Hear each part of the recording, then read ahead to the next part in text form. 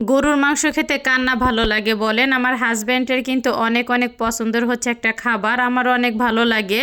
আর আমার কাছে মনে হয় যে গরুর মাংসটা কিন্তু ম্যাক্সিমাম মানুষই হচ্ছে খেতে আর কি বেশি পছন্দ করে।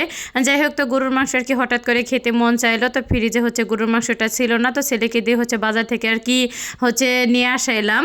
আর গরুর মাংসটা না আজকে অনেক অনেক হচ্ছে আর কি ভালো পড়ছে, সাথে হচ্ছে দু একটা হাড় আছে, তারপর হচ্ছে চর্বিও আছে। আর শুধু মাংস খেতে না একদমই ভালো লাগে না, একটুখানি হচ্ছে চর্বি যুক্ত মাংস খেতে কিন্তু বেশি ভালো লাগে।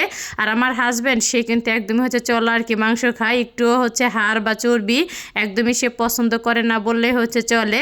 তো প্রতিদিনের মতন কিন্তু আজকে হচ্ছে ভিডিওটা দুপুর থেকে শুরু করলাম। আসসালামু আলাইকুম, সবাই কেমন আছেন? আশা করি ভালো আছেন। আমি আল্লাহর রহমতে অনেকটা ভালো আছি।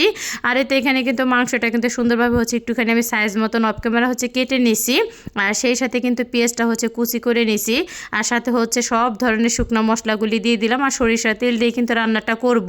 আর রমজান মাস আসার পরে থেকে কিন্তু আমি সরিষার তেল দিয়ে হচ্ছে আর কি সব ধরনের হচ্ছে রান্নাগুলি আর কি করতেছি, যেহেতু প্রচুর পরিমাণে হচ্ছে গ্যাসের সমস্যা, এর জন্য ভাবি যে একটুখানি আর কি সরিষার তেল খাইলে মনে হয় বেশি ভালো হবে।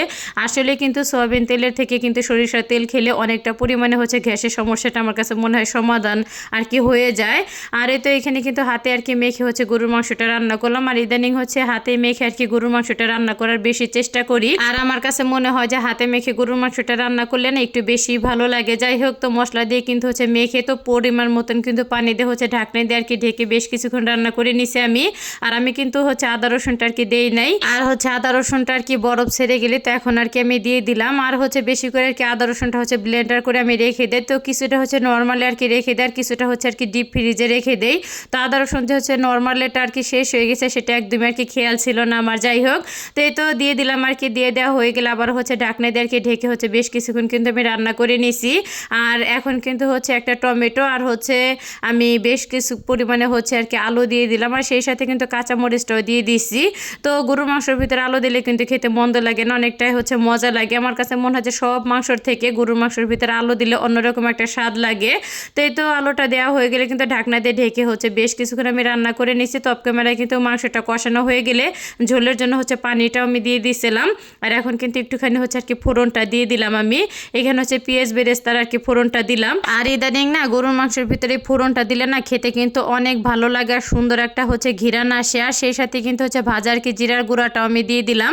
আর জিরার গুঁড়াটা দেওয়ার পরে কিন্তু একটুখানি আর কি নেড়ে চেড়ে হচ্ছে 2-4 মিনিটের মতো রান্না করে হচ্ছে আর কি চুলাটা আমি বন্ধ করে দেবো।